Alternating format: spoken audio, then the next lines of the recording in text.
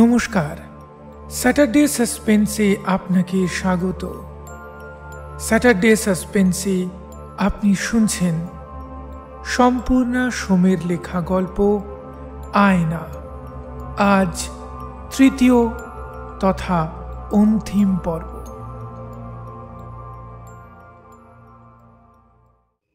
শ্মশানে বসে আছে রতি। কিছুটা তফাতে জ্বলছে কনক দেবীর চিতা।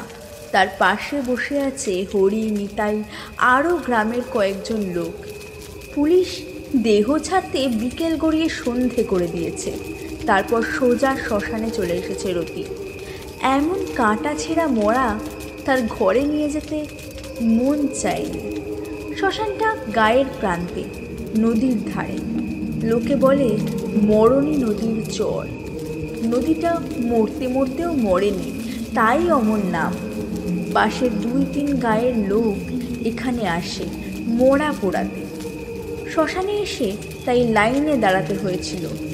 দুজনের পরে রতিদের মরা পড়বে। এই একটু আগে কাঠের চিতা সাজিয়ে মাকে শেষবারের মতো বিদায় জানিয়েছে রতি।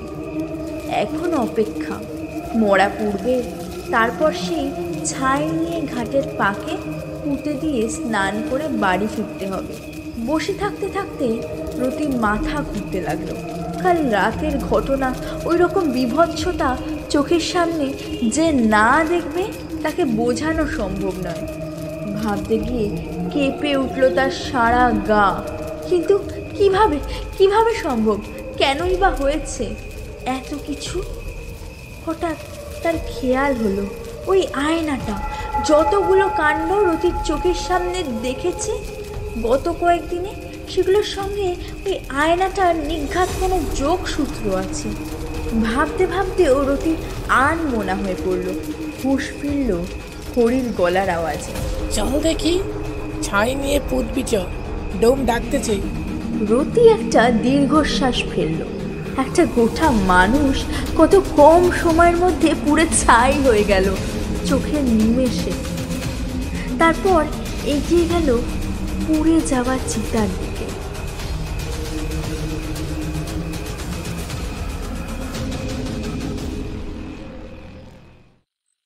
রান্নাঘরের দাওয়ায় ইট দিয়ে উনুন পেতে মালসা করে ভাত ফোটাচ্ছিল লক্ষ্মী। আজ থেকে তাদের অসৎ চলবে। হেসেলের উনুন ছোঁয়া যাবে না। মালসাতে সেদ্ধ খেতে হবে। অপুঘাতে মরা 4 দিন হবিষ্যি খেয়ে শ্রাদ্ধ করতে হবে। বাড়িতে সে একা। রতি শ্মশান থেকে এখনও ফেরেনি। ছেলে মেয়ে দুটো বাপের বাড়ি। সন্ধে অবধি হরির বউ ছিল তার সঙ্গে। এই কিছুক্ষণ আগে বাড়ি গেল রান্না চাপাতে। শুনশান চারপাশ, ঝিঝি ডাকছে একটানা। চাঁদের আলোয় ধুয়ে যাচ্ছে উঠোন। মাঝে মাঝে হাওয়ার তালে তালে উঠোনের গাছপালার সরসর আওয়াজ আসছে। লক্ষ্মী ভাত ফোটাতে ফোটাতে ভাবছিল শাশুড়ির কথা। আহা, বড্ড ভালো মানুষ ছিল, এক্কেরে আগলে রেখেছিল সংসারটাকে। এইভাবে কে মেরে ফেলে গেল গা? শত্রুরা তো নেই কেউ তেমন, নাকি কোনো অপদেবতা? অপদেবতার কথাটা মাথায় আসতেই গাটা শিরশির করে উঠল লক্ষ্মীর। ভয় ভয় চারপাশটা একবার তাকিয়ে নিল সে। হঠাৎ করেই যেন তার একটু ভয় লাগছে। সে তাড়াতাড়ি মালসাটা উনুন থেকে নামিয়ে ছাই দিয়ে উনুনটা নিভিয়ে দিল। উনুনটা নিভিয়ে দিতেই যেন ঝুপ করে চারপাশটা অন্ধকার হয়ে গেল আরও। আর লক্ষ্মীর কানের পিছনেই যেন কে ফিসফিস করে বলে উঠল, সব মরবে, কেউ বাঁচবে না, সব মরবে। চমকে পিছনে ফিরল লক্ষ্মী। তার গায়ে কাঁটা দিয়ে উঠল। লক্ষ্মী মালসাটা রান্নাঘরে চাপা দিয়ে রেখে প্রায় ছুটে ঘরে চলে গেল। ঘরে এসে বেশ খানিকটা হাঁপিয়ে নিল। তারপর মাটিতে ধপ করে বসে পড়ল। এখন কয়দিন মাটিতেই বসতে হবে, শুতে হবে। ঘরে এসে ভয় খানিকটা কমলো তার। কিছুক্ষণ চুপ করে বসে রইল লক্ষ্মী। তারপর কি মনে হতে উঠে দাঁড়িয়ে দরজাতে শিকল দিতে যাবে, এমন সময় বাইরে থেকে রতির গলা পেল। ও লক্ষ্মী, লক্ষ্মী, বেরিয়ে আয়। লক্ষ্মী বলল, যাই। বলেই তাড়াতাড়ি বেরিয়ে এসে দাওয়াতে রাখা থালাটা তুলে নিল হাতে। আগে থেকেই সে থালাতে নিম পাতা আর একটা প্রদীপ জ্বালিয়ে রেখেছে। শ্মশান থেকে ফিরেছে বলে কথা, আগুন ছুঁয়ে তেতো দাঁতে কেটে তারপর ঢুকতে হবে তো ঘরে। থালাটা নিয়ে দরজার দিকে এগোলো লক্ষ্মী। কিছুটা যেতেই দেখলো দরজার ওপারে আধো অন্ধকারে রতি দাঁড়িয়ে আছে। মুখ বোঝা যাচ্ছে না, শুধু আবছা একটা শরীর দেখা যাচ্ছে, যেন কুয়াশা জমাট বেঁধে আছে রতির চারপাশে। লক্ষ্মী এগোতেই ওপাশ থেকে আওয়াজ এলো, গলাটা যেন একটু ফ্যাস ফ্যাসে। ওসব রেখে আয়, একটা জিনিস দেখানোর আছে। লক্ষ্মী একটু অবাক হলো। এই অন্ধকারে কি দেখবো? ওপাশ থেকে আবার আওয়াজ এলো, দেখবি চ না, আয় আমার পিছে আয়। লক্ষ্মী দেখলো রতি হাঁটতে শুরু করেছে। সে দাওয়ায় থালাটা রেখে বেড়ার দরজা ঠেলে বেরিয়ে এলো। তারপর ডাকলো, কই যাও? কি গো? আয় আমার সামনে থেকে পিছে, শুধু উত্তর এলো, আয় আমার পিছে। লক্ষ্মী খেয়াল করলো তার শরীর কেমন ভারী হয়ে গেছে, আর পা দুটো যেন বসেনি। সে আপনা থেকেই যেন এগিয়ে চলেছে রতির পিছনে। কিছুক্ষণের মধ্যেই ওরা ওদের পাড়া ছাড়িয়ে ক্ষেতের জমির কাছে এসে পড়ল। তবুও কি এক অসীম টানে এগিয়ে চলেছে রতির পিছনে। ক্ষেতের আল ধরে এগিয়ে চলেছে রতি, পিছনে যন্ত্রের মতো লক্ষ্মী। কোথায় যাচ্ছে, কেন যাচ্ছে, কী দরকার, কিছুই তার হুঁশ নেই, যেন শুধু বাধ্য শিশুর মতো হেঁটে চলেছে। হঠাৎ করে লক্ষ্মীর খেয়াল হলো, ক্ষেতের আল ধরে রতি মুসলমান পাড়াকে বাইরে রেখে এগোচ্ছে হাজি মোল্লার মাঠের দিকে। হাজি মোল্লার মাঠ জায়গাটা ভালো নয়। প্রতি শনিবার মুসলো পাড়ার লোকেরা ওখানে মরা গরু, বকনা, বাছুর ফেলে দিয়ে আসে। অনেকে নাকি নিশুতি রাতে সেই সব মরা গরুর ডাক শুনেছে ওই মাঠ থেকে। অনেকে আবার মাঠের পাশ দিয়ে যাওয়ার সময় ভুতুড়ে গরুর তাড়াও খেয়েছে। আবার অনেকেই দেখেছে শুধু একটা আলো ভেসে বেড়াচ্ছে মাঠ জুড়ে, জ্বলন্ত চোখের মতো। তাই সূর্য ডোবার পরে তো দূর, দিনের বেলাতেও লোকে ওই পথ মারায় না। ওইদিকে যাচ্ছে দেখে লক্ষ্মী রতির উদ্দেশ্যে ডাকলো, ওগো, এই অলক্ষণে জায়গাতে কেন আনলে গা? এই যে হাজি মোল্লার মাঠ। কোনো সাড়া নেই। রতি হেঁটে চলেছে হন হন করে। চাঁদের আলো মাঠের উপর পড়ে রূপলি হয়ে আছে। আকাশে তারাও দেখা যাচ্ছে বিস্তর। বাই অনেক দূরে মাঠের ওপরে একটা পুকুর আছে। সেই পুকুরের ওপারে টিমটিম করে মুসলমান পাড়ার বাড়িঘরের বাতি জ্বলছে। ধুধু মাঠের মাঝখান দিয়ে হেঁটে চলেছে রতি আর লক্ষ্মী।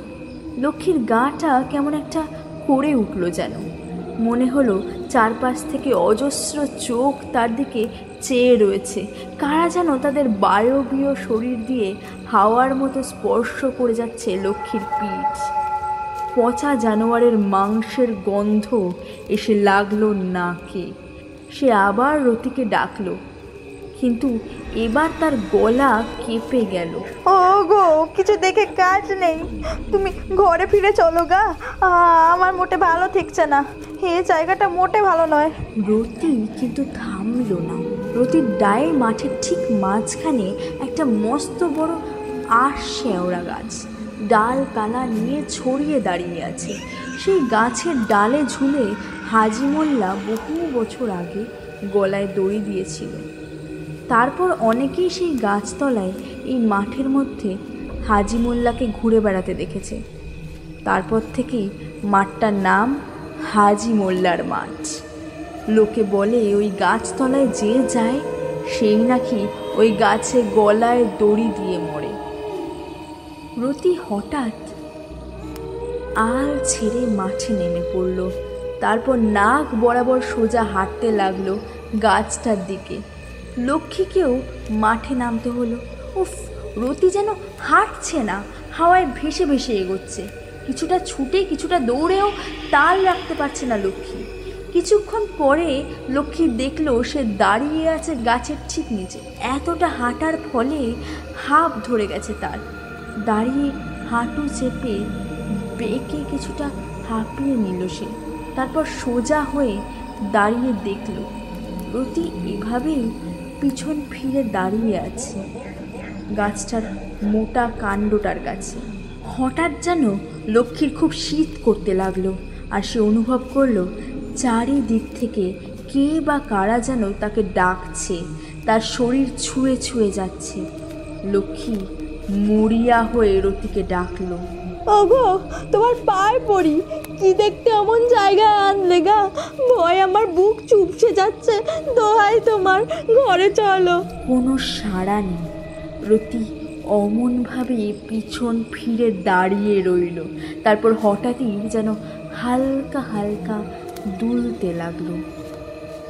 দুলতে দুলতে যেন হাওয়ায় ফ্যাস ফ্যাসে গলায় লক্ষ্মীকে বলল, জিনিসটা দেখবি নে। লক্ষ্মী যেন এবার একটু রেগে গেল, ঝাঁঝিয়ে উত্তর দিল, কি দেখানোর আছে শুনি? এই অলক্ষণে জায়গাতে এনে কি দেখাবে? হঠাৎ রতি পিছন ঘুরে দাঁড়ালো। তার ঘাড় নিচু গাছতলার অন্ধকারে প্রায় মিশে গেছে শরীর। তারপর রতি মাথা তুলল। তার চোখ পুরো সাদা, মনির নেশমাত্র নেই। শরীরটা যেন হাওয়ায় ভাসছে। তারপর এক হাত উঁচু করে আঙুল তুলে দেখালো লক্ষ্মীর পিছন দিকে। তারপরে হঠাৎ প্রচণ্ড আওয়াজ করে হাসতে লাগলো। লক্ষ্মী ভয়ে মাখা গলায় বলল, কি পিছনে কি কি কি বলে পিছন ফিরল, আর পাথর হয়ে গেল পুরো শরীর। লক্ষ্মী দেখলো তার ঠিক সামনে দাঁড়িয়ে আছে সেই বউটা, সেই দিন যাকে ঘরের মধ্যে দেখেছিল। ঘুমটা দেওয়া, চোখ দুটো যেন জ্বলছে ধিক ধিক করে, প্রচণ্ড রাগে ফুঁসছে। এই অন্ধকারেও লক্ষ্মী তার মুখের পৈশাচিক ঘৃণা দেখতে পেল। পিছন থেকে রতির ভয়ানক হাসির আওয়াজ আকাশ কাঁপিয়ে দিচ্ছে। হঠাৎই বউটা তীর বেগে হাওয়ায় ভেসে ধেয়ে এলো লক্ষ্মীর দিকে। শরীরের সব শক্তি এক জায়গায় করে চিৎকার করে উঠল লক্ষ্মী। সেই আর্তনাদ ভেঙে চুরমার করে দিল মাঠের নিস্তব্ধতা।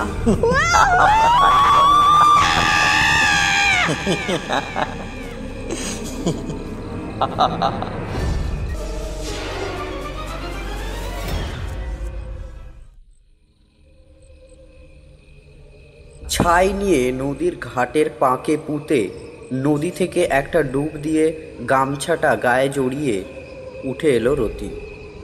বাকিরাও একটা করে ডুব দিল।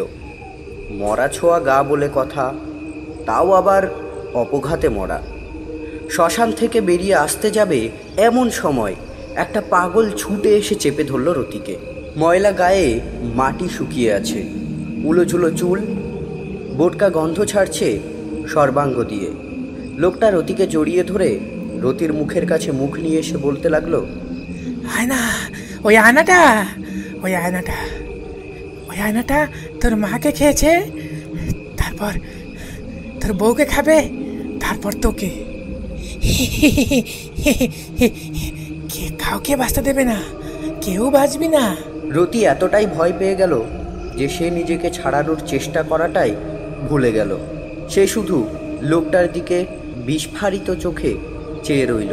পাগলটা কিন্তু তখনও বলে যাচ্ছে একটানা চিৎকার করে, কেউ বাঁচবি না। পাশে থাকা হরি, নিতাই আর কয়েকজন ভয়ে কিছুটা দূরে সরে গেল। কিছুটা তফাতে দুজন ডোম তাস খেলছিল বসে। তারা ছুটে এলো রতির কাছে। উফ, কি পাশবিক জোর লোকটার গায়ে! পাগল হলে কি হবে, এমন ভাবে পেশি দিয়ে চেপে ধরেছে যে দুজন লোক মিলেও ছাড়াতে পারছে না। ডোম দুটোকে দেখে হরি আর নিতাইরা একটু সাহস পেয়ে ছাড়াতে এলো। খানিকটা জোর খাটানোর পরে পাগলটাকে ছাড়িয়ে দিল লোকগুলো। ডোম দুটো পাগলটাকে দূরে ধরে নিয়ে গেল। তখনও ডোমদের হাতে পাগলটা দোল খাচ্ছে আর বলছে, আসতে হবে, আসতেই হবে, আসতেই হবে আমার এখানে, নইলে নইলে কেউ বাঁচবি না, কেউ না, কেউ না।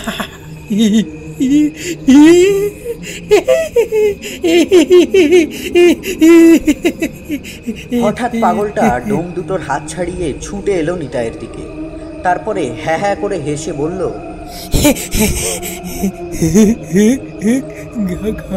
ঘরে গিয়ে দেখ, ঘরে গিয়ে দেখ, তোর বউকে মেরে রেখেছে। আসতেই হবে, আসতেই হবে, এখানে আসতেই হবে, কেউ বাঁচবি না, কেউ না, কেউ না, সবাই মরবি, সবাই মরবি। বলে কোথায় পালিয়ে গেল ছুটে।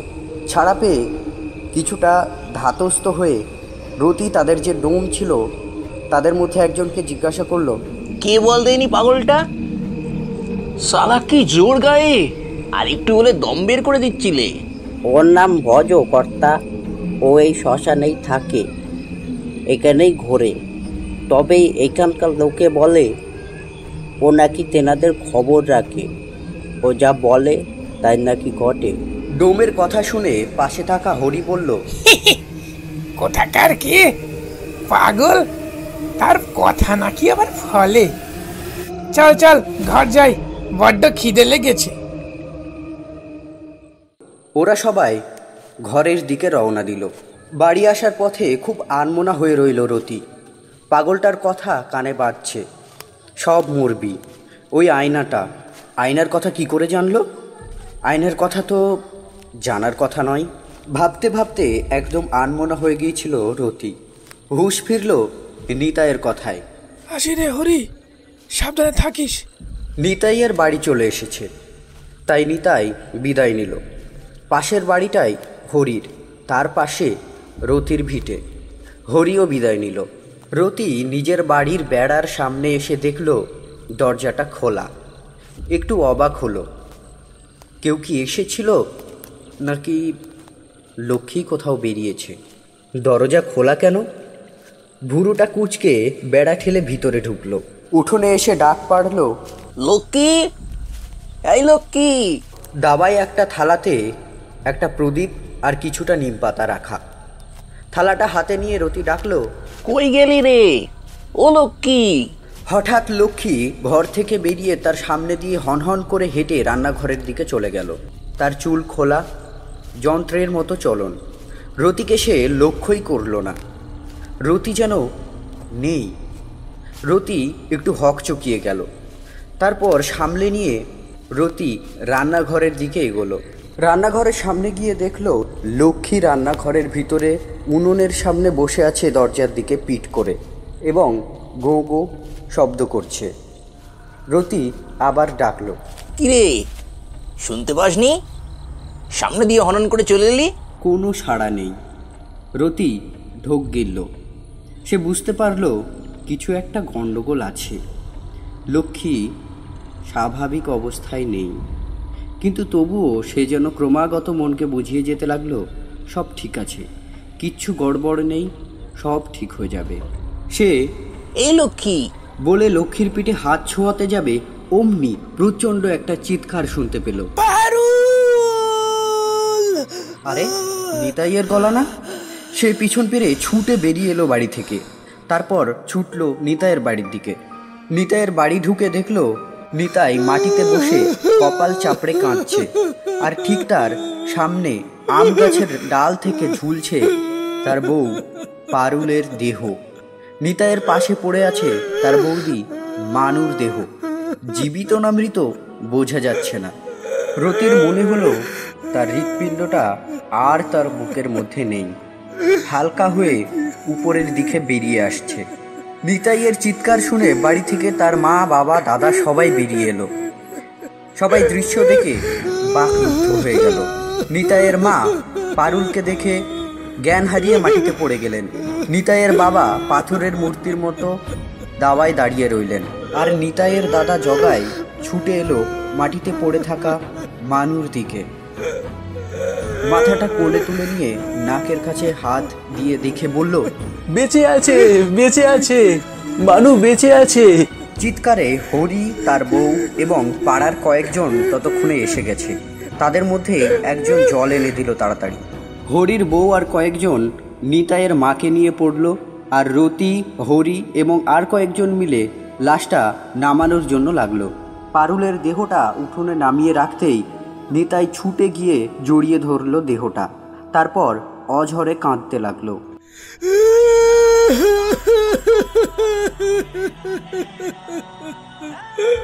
ওদিকে মানু আর তার শাশুড়ির জ্ঞান ফিরেছে, তাদের ঘরের মধ্যে নিয়ে যাওয়া হয়েছে। নিতাইয়ের বাবা ব্রজহরি শক্ত ধাতের মানুষ, কপাল টিপে এতক্ষণ দাওয়ায় বসেছিলেন। মুখ তুলে বললেন, করতেই হয়, কিন্তু আমার তো কিছু মাথায় ঢুকছে না। রতি বলল, আমরাও তো কিছু বুঝছি নে, পুলিশ আসুক, দেখুক কি হয়। পুলিশ ডাকা হলো। পুলিশ এসে সবাইকে সাধারণ জিজ্ঞাসাবাদ করলো, জেরা করলো সবাইকে, বিশেষ করে মানুকে। কিন্তু সে বেচারি ভয়ে একরকম বোবা হয়ে আছে, তার থেকে বিশেষ কিছু জানা গেল না। তারপর পুলিশ দেহ নিয়ে চলে গেল ময়না তদন্তের জন্য। যাওয়ার আগে দারোগা হরিরামবাবু বলে গেলেন, একটু সাবধানে থাকবেন আপনারা, এইটা আপনাদের গায়ের দ্বিতীয় কেস। আমার মনে হচ্ছে কোনো ঠান্ডা মাথার খুনি এই কাজটা করছে। আপনারা সতর্ক থাকবেন, আর কিছু হলেই আমায় খবর দেবেন।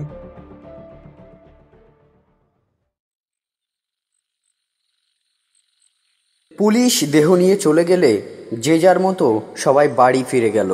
ময়না তদন্ত করে লাশ আস্তে আস্তে কাল সকাল হয়ে যাবে, তারপর আবার শ্মশানে যেতে হবে। আপাতত বাড়ি ফিরে যাওয়া ছাড়া অন্য কোনো কাজ নেই।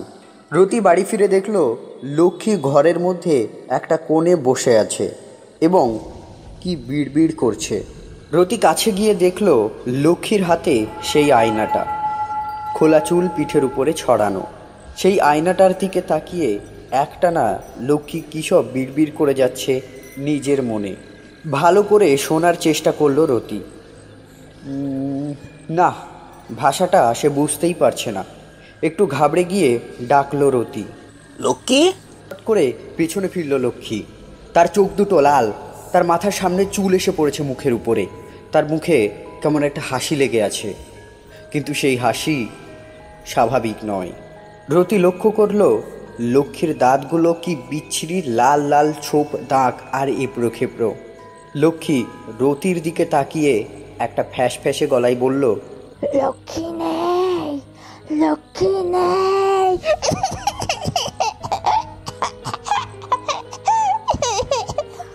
রতির গলাটা শুকিয়ে এলো। সে একটা ঢোক গিলে বলল, মানে কি এমন তারা কথার মানে কি? লক্ষ্মী কোনো জবাব দিল না রতির কথায়, শুধু দাঁত বার করে হিহি করে হাসতে লাগলো। বিস্ফারিত নিষ্পলক চোখে রতি তাকিয়ে রইল লক্ষ্মীর দিকে। লক্ষ্মী হাসতে হাসতে হঠাৎ থেমে গেল, তার মাথা ঝুলে গেল, হাত পা ছেড়ে দিল, চুলগুলো ঝুলে রইল, পা দুটো সামনের দিকে ছড়ানো। রতি ঢোক গিলল, গলার কাছে কিছু একটা যেন ডেলার মতো আটকে আছে। হঠাৎ লক্ষ্মী দুলতে লাগলো। দুলতে দুলতে সে একটা অদ্ভুত ফ্যাস ফ্যাসে গলায় গুনগুন করতে লাগলো, তুমি যদি মনে দাও গো বেতা, এই বেতা আমি কেমনই সব, ও গো তুমি যদি। তারপর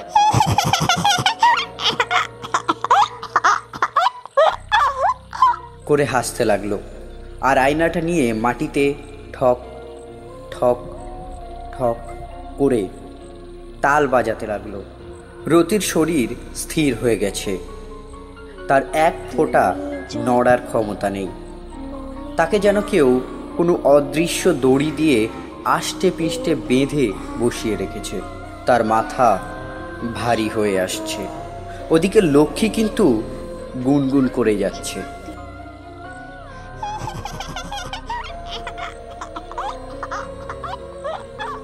হঠাৎ গান থামল। লক্ষ্মী উঠল। তার মুখ খড়ি মাটির মতো সাদা, তার চোখের মনি উধাও হয়েছে, তার বদলে পুরোটাই সাদা। সে সোজা হয়ে রতির দিকে তাকালো, তারপরে দাঁত দিয়ে ঘষে কিটকিট আওয়াজ করতে লাগলো। রতির মনে হলো এই আওয়াজটা তার কানের ভিতর দিয়ে মাথায় সূঁচের মতো বিঁধছে। লক্ষ্মী আস্তে আস্তে উবু হয়ে রতির দিকে এগোলো। রতি সভয়ে কিছুটা পিছিয়ে গেল, কিন্তু রতিও জানে আর তার রেহাই নেই। তার পালানোর পথ বন্ধ। তার গা হাত পা যেন অবাস হয়ে গেছে কোনো এক জাদুমন্ত্রের বলে। লক্ষ্মী হামা দিয়ে আস্তে আস্তে একদম রতির গায়ের উপর উঠে এলো। তারপর রতির মুখের কাছে মুখ নিয়ে আবার সেই কিড়কিড় আওয়াজটা করলো। তারপর আস্তে আস্তে মুখটা রতির কানের কাছে নিয়ে গেল। তারপর কেমন একটা অদ্ভুত ফ্যাঁসে গলায় পড়ল, রতি, একবার, রতি, দুবার, রতি, তিনবার। তারপর একটু থেমে আবার রতি।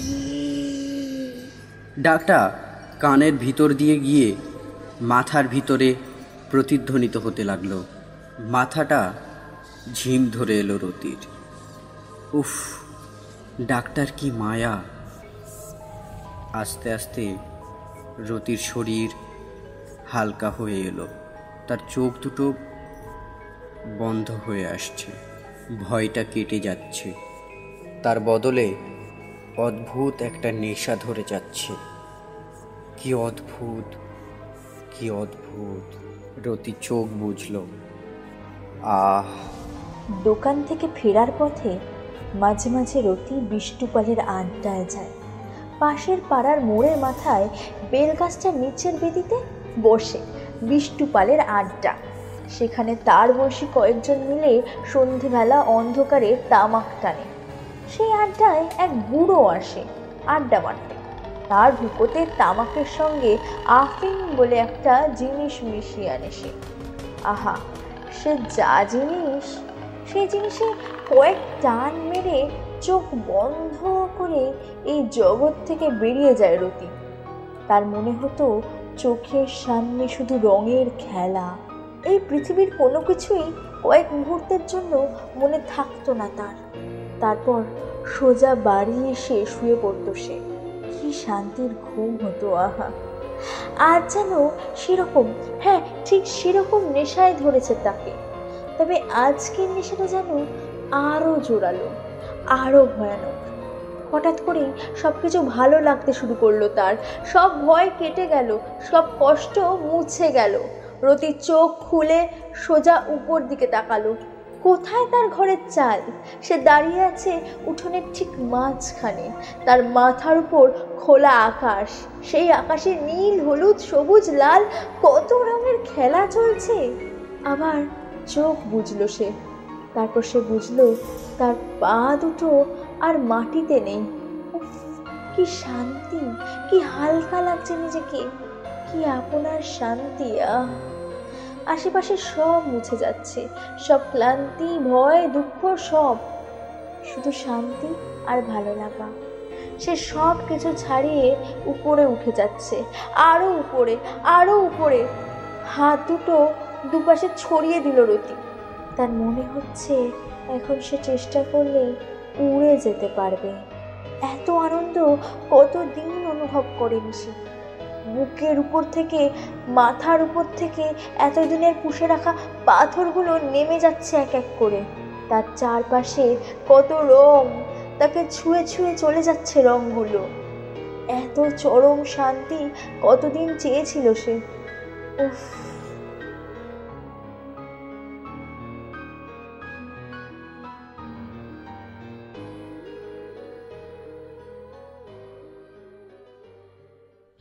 রতি এবার চোখ খুলেই অবাক হয়ে গেল। কোথায় রাত, কোথায় অন্ধকার, কোথায় রং! দিনের আলো ঝলমল করছে চারপাশে। সে উঠোনে দাঁড়িয়ে আছে, চারপাশে পাখির কিচমিচ শোনা যাচ্ছে। ওই তো দাওয়ায় বসে তার মা পান সাজছে, বাচ্চা দুটো উঠোনে খেলে বেড়াচ্ছে। লক্ষ্মী রান্নাঘরে ব্যস্ত, ঝিরিঝিরি হাওয়া দিচ্ছে সুন্দর। ওই তো দাওয়া থেকে তার মা ডাকছে, রতি রে, একটু নারকোল নিয়ে আয় বাপ, বাড়ির গাছে এবার মোটে হয়নি কো, বাচ্চা দুটো নাড়ু খেতে চেয়েছে সে কবে।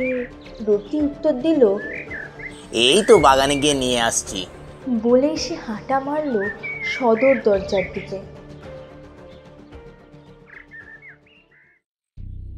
শুনশান রাত, চাঁদের রূপলি আলোয় চারপাশ ভরে উঠেছে। শ্মশানের পাশে নদীর জলে চাঁদের আলো পড়ে চিকচিক করছে। সারা শ্মশান শুনশান, ডোমেরা সব যে যার বাড়ি চলে গেছে। রাতের বেলা কেউ মরা পোড়াতে এলে নিজেদেরই যোগাড়যন্ত্র করতে হয়। শ্মশানের এক পাশে শ্মশানকালী মন্দির, তার পাশে একটা আম গাছ, গাছের তলাটা সিমেন্টের বেদি দিয়ে বাঁধানো। সেই বেদির উপর শুয়েছিল ভজ পাগলা, চিত হয়ে শুয়ে বুকের উপর দু হাত রেখে আকাশের দিকে তাকিয়ে এক মনে বিড়বিড় করছিল, মরবে, সবাই মরবে, আজ পূর্ণিমে সবাই মরবে। ওই আয়না পিশাচিনি সবাইকে নিয়ে যাবে।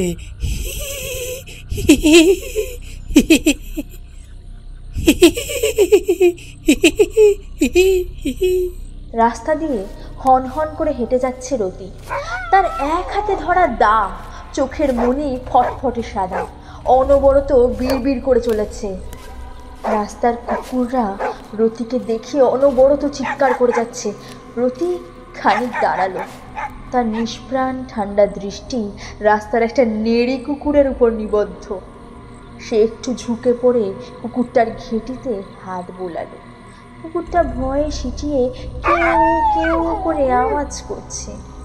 তারপর হঠাৎই ঘেঁটিটা হাতের মুঠোয় চেপে ধরলো, তারপর চোখের নিমেষে দায়ের এক কোপ মারল।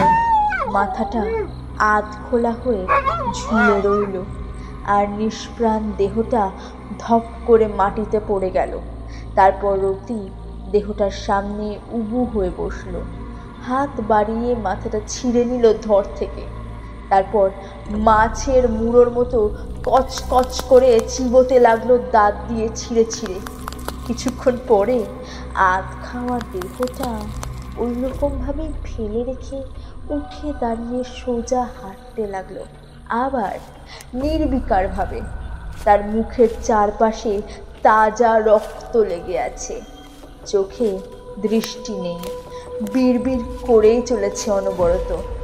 হঠাৎ তার কানে এলো এক মহিলা কণ্ঠস্বর, এই বাবু, কোথায় তো যাস? হঠাৎ যেন জাদু হলো, থমকে দাঁড়িয়ে পড়ল রতি। কণ্ঠস্বরটা কানে যেতেই রতির জ্ঞান ফিরতে লাগলো। তার চোখ আগের মতোই স্বাভাবিক হয়ে উঠল, মাথার ভিতরের ফাঁকা ভাবটাও কেটে গেল, ইন্দ্রিয়গুলো সজাগ হয়ে উঠল।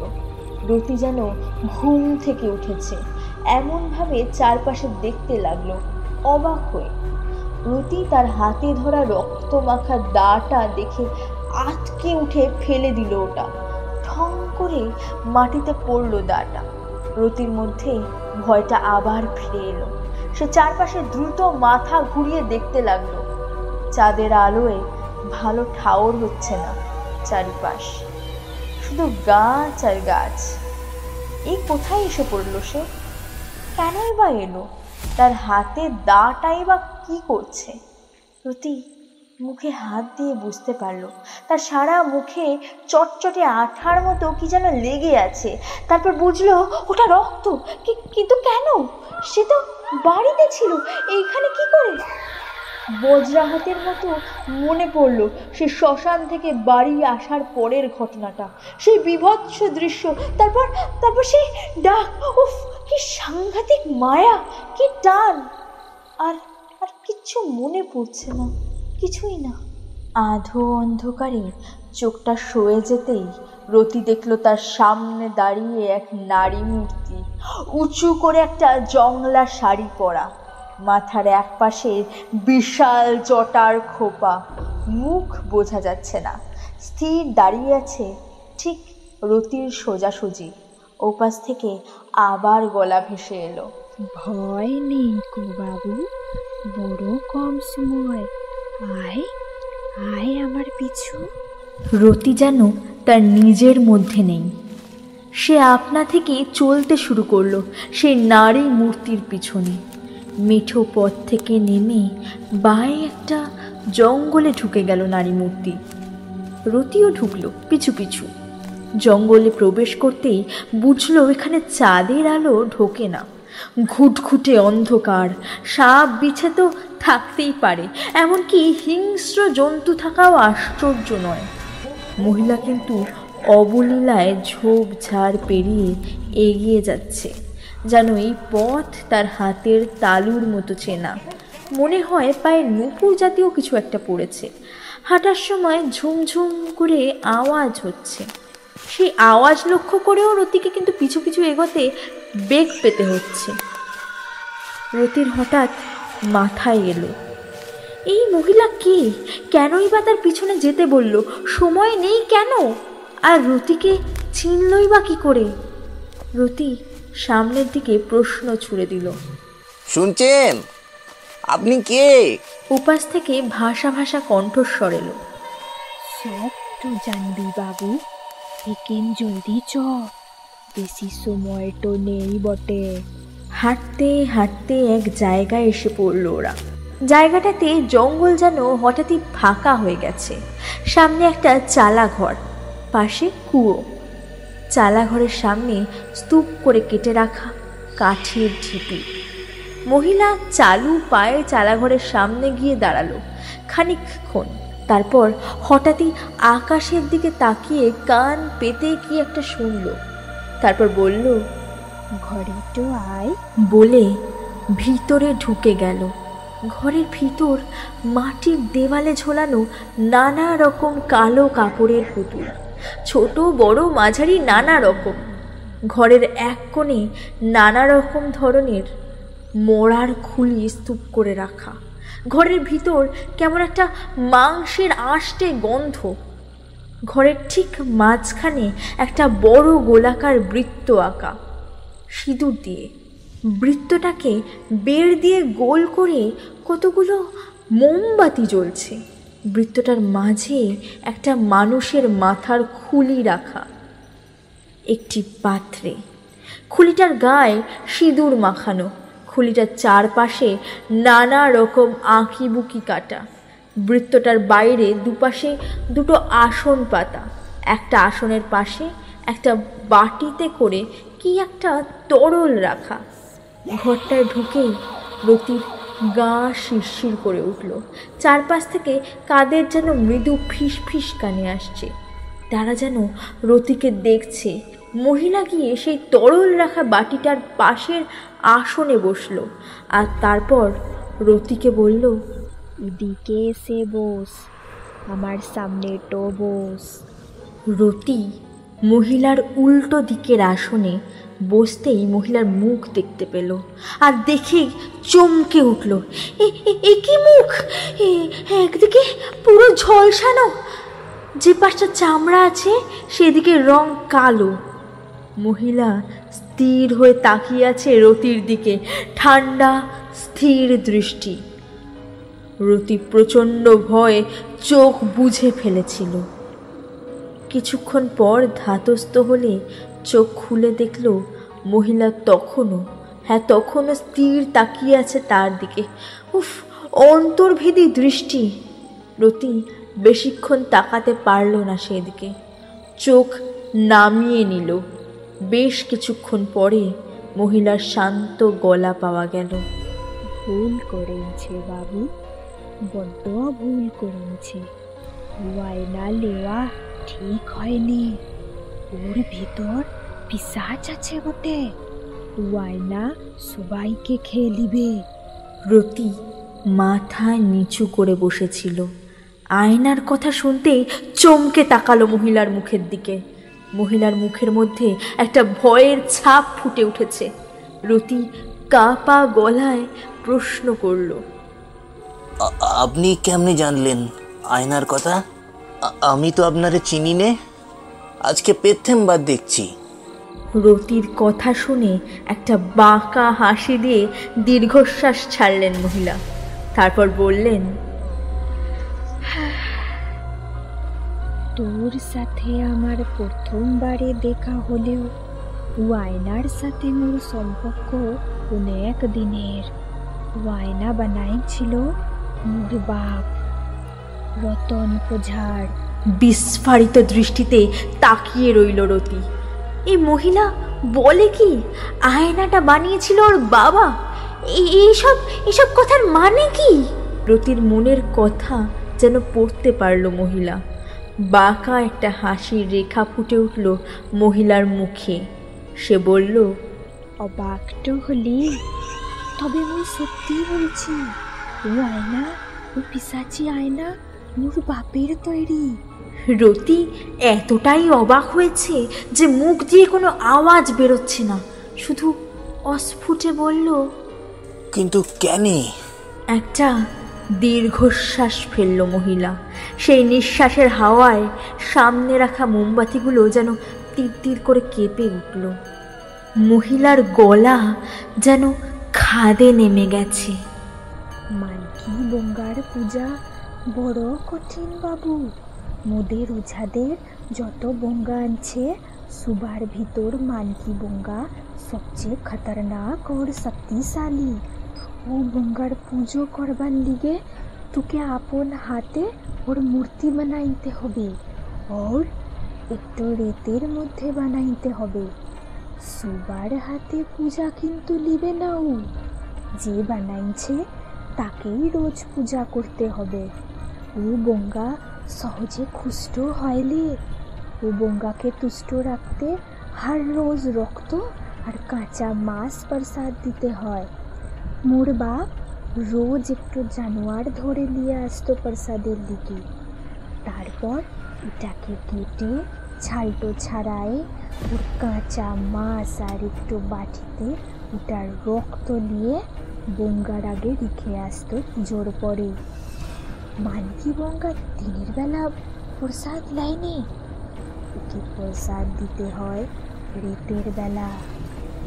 সারা রাত পর বাপ যখন ঘর খুলত সব ফাঁকা বাবু, বঙ্গা সব খেয়ে রাখত। তবে পূজার প্রথম রাতে ওকে নিজের শরীর থেকে মাছ আর রক্ত দিতে হয়। বাপ বলতো প্রথম রাতে নিজের শরীর থেকে মাছ আর রক্ত দিলে বঙ্গার ভিতর প্রাণটো আসে, ও জেগে ওঠে। যে পূজাটো করবে ওকে বঙ্গা চিনতে পারে। তারপর থেকে রোজ ওর হাতে পূজা নিয়ে বঙ্গা প্রসাদ খায় ওর হাতে। তাই মোর বাপ নিজের পেট থেকে মাংস তুলে বঙ্গাকে দিয়েছিল। তবে যদি সে প্রসাদ না নেয় প্রথম রাতে, তবে ওর পূজা করা যায়নি। মানকি বঙ্গার পূজা করে তাকে তুষ্ট করতে পারলে ওঝা সমাজে সবচেয়ে বড় হওয়া যায়। সবাই গ্রামের মোড়লের থেকেও বড় সম্মান দেয়। তার মন্ত্র শক্তি সবচেয়ে বেশিটো হয়ে যায়, বহুত বড় লোকটাও হওয়া যায়। এই বঙ্গার মূর্তি করার আগে একটু আয়না গড়তে হয়, কাঠের হাত আয়না। যে গাছ বাজ করে পুড়েছে এই গাছের পোড়া কাঠ নিয়ে ও আয়না বানাইতে হয়। ও আয়নাই হচ্ছে বঙ্গার পুরাণটো। প্রথম রেতের পূজার আগে দিন রাত ধরে আয়নাকে নিয়ে শ্মশানে গিয়ে পূজা করতে হয়। এই পূজায় একটু লাশ লাগে বাবু, একটু বিয়ে হওয়া মেয়ের লাশ। ওই লাশের বুকের উপর এই আয়না রেখে পুজো করতে হয় বটে। পূজা করে ও লাশের আত্মাকে এনে আয়নার ভিতর ঢুকাইতে হয়। ও পিশাচি বঙ্গার হয়ে কাম করে।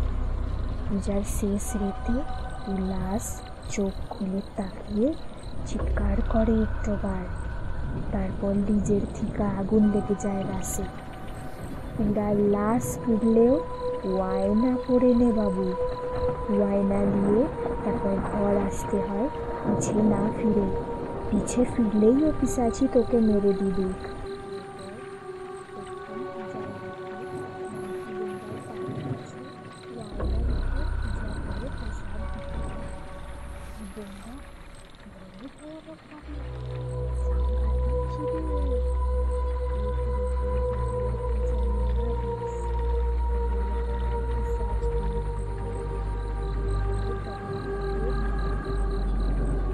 এতটা বলে মহিলা থামল। রতি নিঃশ্বাস এক প্রকার বন্ধ করে মহিলার কথা শুনছিল। তিনি থামতে রতি বলল, মানকি বুঙ্গা দেখতে কেমন হয়? মহিলা রতির দিকে সোজা তাকিয়ে বলল, যে লাশটা নিয়ে আয়নাটার পূজা হয় সেই লাশের মতো দেখতে বানাইতে হয়। রতি প্রশ্ন করল, কিন্তু ওই আয়না কেন আমাদের ক্ষতি করছে? মহিলা সেই একই রকম গলায় বলতে লাগলো, বলছি বাবু, এতে মোর বাপের জ্বর এলো। মানকি গঙ্গার পূজা শরীর খারাপ নিয়ে করা যায়নি, তাই গঙ্গা রেগে যায়। কিন্তু সে রাতে বাপের জ্বর এলো। আমি বাপের সাথে পূজার কাজ শিখেছি বটে, কিন্তু মানকি গঙ্গার পূজা ও করতে পারবে নাই। ও পূজা বাপকেই করতে হবে, নইলে ও গঙ্গা সর্বনাশ করে দিবে। ঘরে যাওয়াও মানা ছিল কারো। একবার মেয়ে একেবারে মানকি গঙ্গার মূর্তি দেখেছিলাম, তাই মোর বাপ দেখতে পেয়ে খুব রেগে নইলে মোর মুখ চেপে রেখেছিল। না এসে না বাঁচালে আমি মরেই যেতাম। সেই রাতে বাপের শরীর খারাপ দেখে মোর কাকা জোর করে গঙ্গার পুজো দিল। বারণ সত্যিও শুনল নাই। আমরা সবাই ঘরের থেকে শিখিয়েছিলাম। কাকা পূজা দিয়ে এসে ঘরে চলে গেল শুতে। এ রাতে মোরা কেউ ঘুমাইতে পারিলাম। পরের দিন ভোরবেলা কাকার শরীরটা খুবলিয়ে পড়েছিল ঘরে ভিতর। শরীরে এক ফোঁটা রক্ত ছিল নাই। বাপ বুঝেছিল এবারও গঙ্গা রোগের চেপে সবাইরে মেরে দিবে। শুক্রবার গঙ্গা রেগে গেলে সামনে যাকে পায়ে মেরে দেয়। গঙ্গা বেঁচে আসে না, একটু সাচিকে পাঠায় না। মোর বাপ সেই দিনই বিকেলে মুখে আর মোর মাকে নিয়ে গ্রাম ছেড়ে নেবে ঠিক করলো। বাড়াইতে গিয়ে আমি তাকে দাঁড়ালো পিসাচি। হাতে ধরা মানকি গঙ্গার পুরাণ পাখি সেই আয়নাতে কি ভয়ানক তাই বলতে পাবো। চুলগুলান হাওয়া উঠছে, চোখ তিনটা ধকধক করে জ্বলছে, মুখে পিসাচি হাসি, সারা মুখ পোড়া কালা, দুই পা উল্টো হয়ে মাটির টিকা উপরে ভাসছে। নিজের বুকে রক্ত জল করা একটু হাসি দিল সে। তারপর তেড়ে এলো মুড়ের দিকে। মোর বাপ তখনই নিজের গলা থেকে একটু তাবিজ খুলে ছুঁড়ে মারল। সঙ্গে সঙ্গে পিসাচি গায়ে হয়ে গেল বাবু, সঙ্গে ওয়াইলাও। এই তাবিজ মন্ত্র পড়া, তাবিজের গুণে মোর বাপ অনেক ফিরে ফিরে ভিতর টিকা দিয়েছে ফিরেছি অনেকবার। তারপর আর মোর বাপ দেরি করে নাই, গঙ্গার ঘরে ঢুকে দরজা বন্ধ করে দিল। গভীর রেতে বাড়ায় মেশে মুদের বলল, গঙ্গার মূর্তি নষ্ট করে দিয়েছে, মুদের এক্ষুনি পালাতে হবে। সেই রেতেই মোরা গ্রামটা ছেড়ে দিলাম বাবু। তারপর অনেক বছর কেটে গেছে। মোর বাপের থেকে অনেক বিদ্যা শিখেছি, কিন্তু সবসময় মেয়েদের ভিতর ডর তো কাজ করতো বাবু। ও আয়না জাদুই বটে, ও পিসাচি ঠিক ফিরবে। আর ও আয়না যেই পাবে তারই উপরে নেমে আসবে কাল। রতি বুঝতে পারল তার রোমকূপগুলো খাড়া হয়ে উঠেছে। অনবরত শিরশিরানি অনুভব করছে সে। প্রচণ্ড ভয় আতঙ্কে কাঁপা গলায় রতি প্রশ্ন করল, আমি তো কিছুই বুঝতে পারছি না। মহিলা নিশ্চিন্ত গলায় বলল, পিসাচি মানকি গঙ্গার দূত বাবু,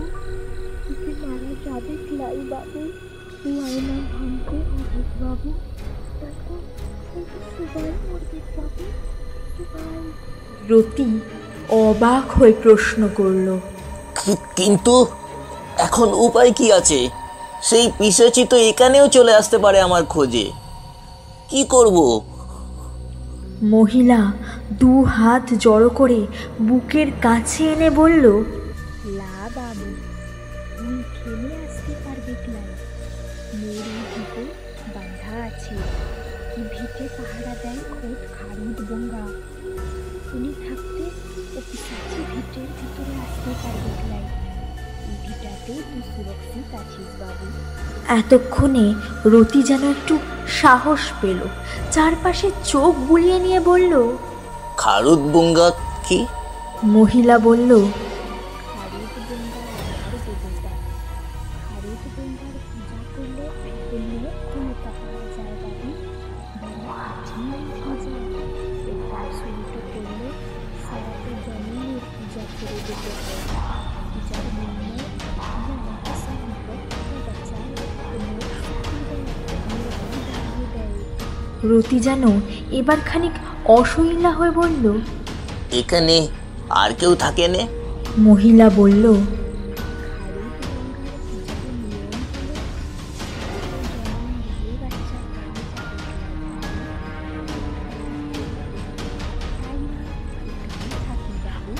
এবার একটু হাসল মহিলা, বলল,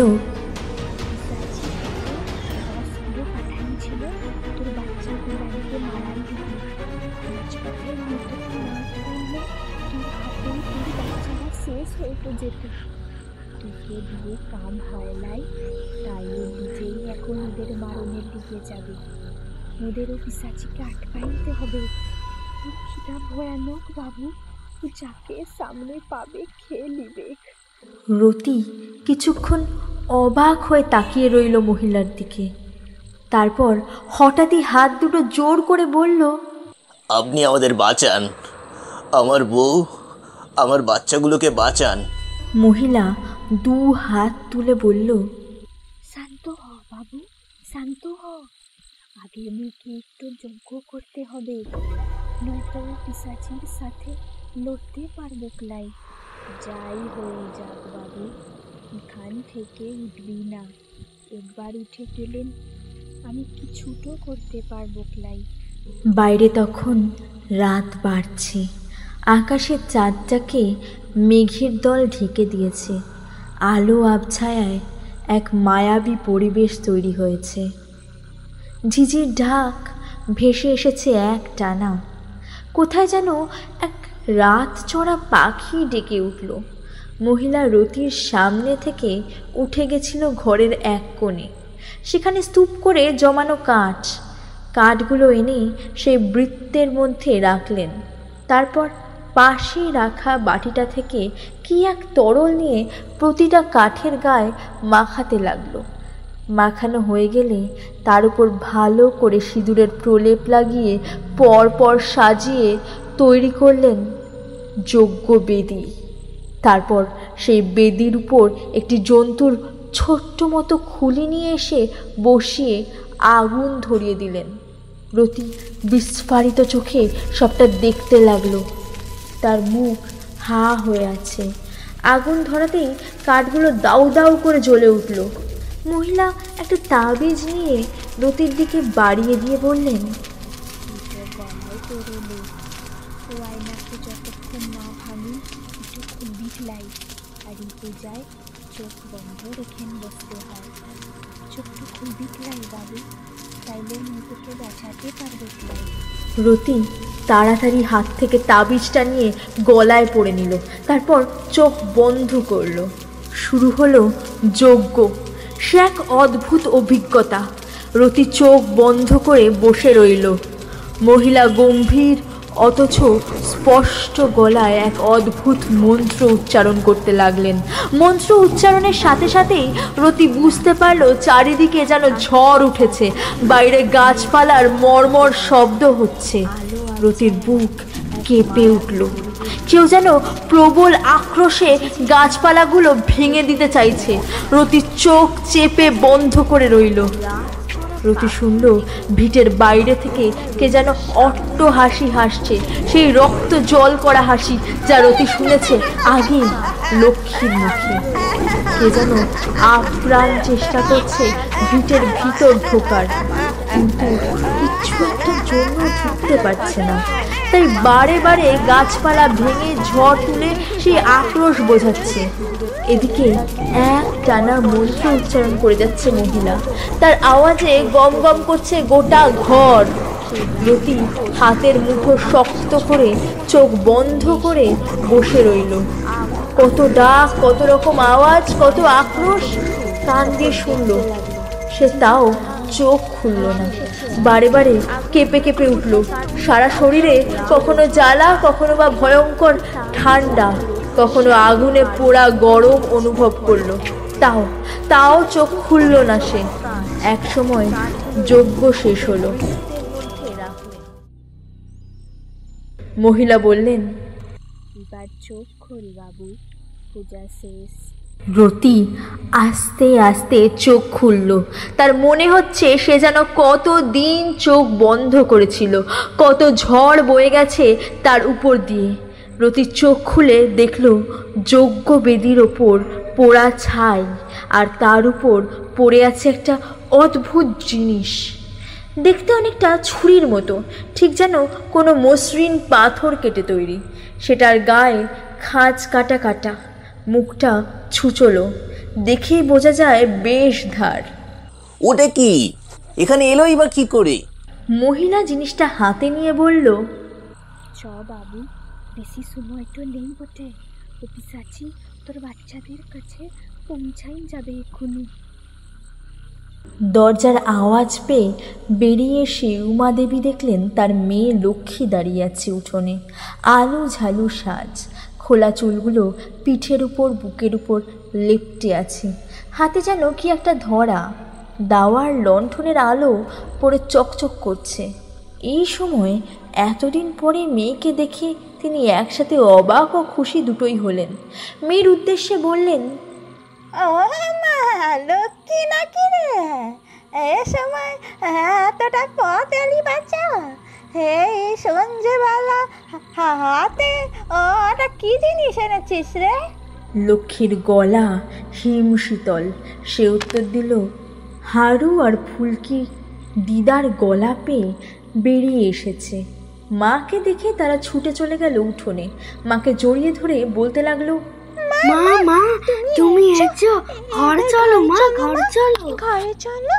হঠাৎ উমাদেবী দেখলেন লক্ষ্মীর চোখ দুটো জ্বলে উঠল ধক করে। তার খোলা চুলগুলো হঠাৎ করে সাপের ফনার মতো উঠতে লাগলো মাথার উপরে। মুখে ফুটে উঠল এক পৈশাচিক হাসি। সে হঠাৎ চুলের মুঠি ধরে হারুকে উপরে তুলল, তারপর তার রক্তলোলুপ দৃষ্টি দিয়ে তাকালো হারুর দিকে। হারু ভয়ের চোটে চিৎকার করছে। উমাদেবী ভয়ে আতঙ্কে চিৎকার করে উঠলেন। লক্ষ্মী ঘাড় ঘুরিয়ে উমাদেবীকে দেখল, তারপর হারুকে ছুঁড়ে ফেলে দিল মাটিতে। এগিয়ে গেল উমাদেবীর দিকে। উমাদেবী প্রচণ্ড ভয়ে পিছনে ফিরে পালাতে যেতেই লক্ষ্মী তেড়ে গিয়ে তার ঘাড়টা ধরে মটকে দিল। উমাদেবীর দেহটা ধপ করে মাটিতে পড়ে গেল। তারপর উবু হয়ে বসে দুহাত হা হয়ে থাকা মুখটায় ঢুকিয়ে দু ফাঁক করে দিল ছিঁড়ে। তারপর একটা খণ্ড নিজের হাতের উপরে নিয়ে খেতে লাগলো কচ কচ করে। খাওয়া হয়ে গেলে এবার লক্ষ্মী পিছনে ফিরে উঠে দাঁড়ালো। হারু আর ফুলকি ভয়ের চোটে অনবরত চিৎকার করে যাচ্ছে, কিন্তু সারা গ্রাম যেন গভীর ঘুমে আচ্ছন্ন। কেউ শুনতে পাচ্ছে না তাদের চিৎকার। এক ঘন অন্ধকার কুয়াশার চাদরে ঢেকে আছে সারা গ্রাম। লক্ষ্মী এগিয়ে গেল হারুর দিকে। হারু তখন ফুলকিকে জড়িয়ে ধরে ভয় ঠক ঠক করে কাঁপছে। হঠাৎ কোথা থেকে সামনে এসে দাঁড়ালো রতি, হারু আর ফুলকিকে আড়াল করে। রতির চোয়াল শক্ত, হাতের পেশিগুলো উঁচু হয়ে আছে, তার হাতে ধরা সেই অস্ত্র। রতিকে দেখেই লক্ষ্মী বিকট একটা চিৎকার করলো, তারপর হঠাৎ শান্ত হয়ে গিয়ে মাথা নিচু করে দাঁড়িয়ে রইল। কিছুক্ষণ সব শান্ত, তারপর রতি শুনল ফুপিয়ে ফুপিয়ে কাঁদছে লক্ষ্মী। কাঁদতে কাঁদতে মুখ তুলল সে। রতি দেখল তার মুখে কোনো রকম অস্বাভাবিকতা নেই, ঠিক সেই আগের মতো রতির সেই গ্রাম্য বউ লক্ষ্মী। কাঁদতে কাঁদতে হাত দুটো বাড়িয়ে দিল রতির দিকে। তার হাতে ধরা আছে সেই আয়না। তারপর বলল, ওগো আমার বাঁচাও গো, আমি আর পাচ্ছি না, আমার কাছে এসো, আমি আর পাচ্ছি না গো। রতির মনটা কেঁদে উঠল। এ যে তার বউ লক্ষ্মী, এ কিছুতেই সেই পিশাচি হতে পারে না। তার বউকে চিনতে তার ভুল হবে না, কিছুতেই না। রতি এগিয়ে যেতে লাগলো লক্ষ্মীর দিকে। লক্ষ্মী তখনও হাত দুটো বাড়িয়ে ফোপাচ্ছে আর রতিকে ডাকছে। ঠিক যখন হাতের নাগালে চলে এসেছে রতি, তখনই হঠাৎ একটা গাছের ডাল এসে লাগলো লক্ষ্মীর হাতে, আর হাত থেকে ছিটকে পড়ে গেল আয়নাটা। আয়নাটা হাত থেকে পড়তেই এক ঝটকায় লক্ষ্মী পাশ ফিরে তাকালো। দেখলো দরজার সামনে দাঁড়িয়ে আছে সেই সাঁওতাল মহিলা। তার দৃষ্টি সোজা লক্ষ্মীর দিকে। মহিলাকে দেখে লক্ষ্মীর চোখ আবার জ্বলে উঠেছে। তার মুখ রক্তহীন ফ্যাকাশে, মুখে সেই পৈশাচিক ঘৃণা। লক্ষ্মী ছুটে গেল মহিলার দিকে। সেই মুহূর্তে রতির দিকে তাকিয়ে ওই মহিলা বলে উঠল,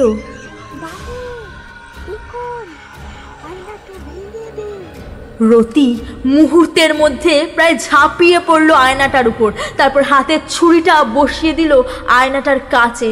ফটাস আওয়াজ করে চির ধরে ফেটে গেল আয়নার কাঁচ। তারপর যেন কি একটা হয়ে গেল। প্রচণ্ড গগনভেদী এক আর্তনাদ করে উঠল লক্ষ্মী। তারপর চিৎকার করতে করতে মাটিতে লুটিয়ে পড়ল। মাটিতে পড়ে ছটফট করতে লাগলো কাটা মুরগির মতো। ছটফট করে মুখ দিয়ে গো গো আওয়াজ করতে করতে স্থির হয়ে গেল সে। তারপর লক্ষ্মীর হা করা মুখের ভিতর থেকে এক রাশ কালো ধোঁয়া বেরিয়ে মিলিয়ে গেল আকাশে। রতি ছুটে গেল লক্ষ্মীর দিকে। তারপর রতির মাথাটা নিজের কোলে নিয়ে ডাকলো, লক্ষ্মী, ও লক্ষ্মী, ওঠ, দেখ, এই যে আমি, হারু, ফুলকি সবাই আছি। ততক্ষণে আকাশের মেঘ কেটে গিয়ে চাঁদের আলো দেখা দিয়েছে। জ্যোৎস্নায় ভরে যাচ্ছে চারপাশ। ওই মহিলা রতিকে বলল, আমার কাজ তো শেষ বাবু, আমি যাই। বলে দরজার দিকে এগোলো সে। রতি পিছন থেকে ডাকলো, আপনার নামটা? মহিলা ঘাড় ঘুরিয়ে পিছন ফিরল। তারপর খুব আলতো স্বরে বলল, ঝুমরি বাবু। তারপর আস্তে আস্তে দরজা পেরিয়ে অন্ধকারে মিলিয়ে গেল।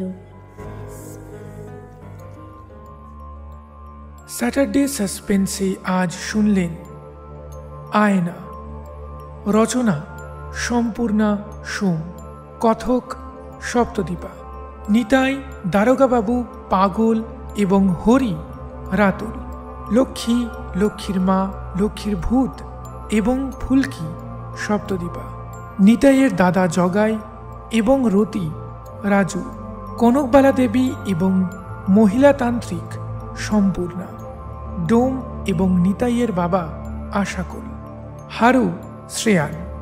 গল্পের সাউন্ড ডিজাইন এবং সূত্রধার রাতুল। শেষ হল সম্পূর্ণা সোমের লেখা গল্প আয়না। স্যাটারডে সাসপেন্স প্রতি শনিবার ঠিক রাত 10টায়।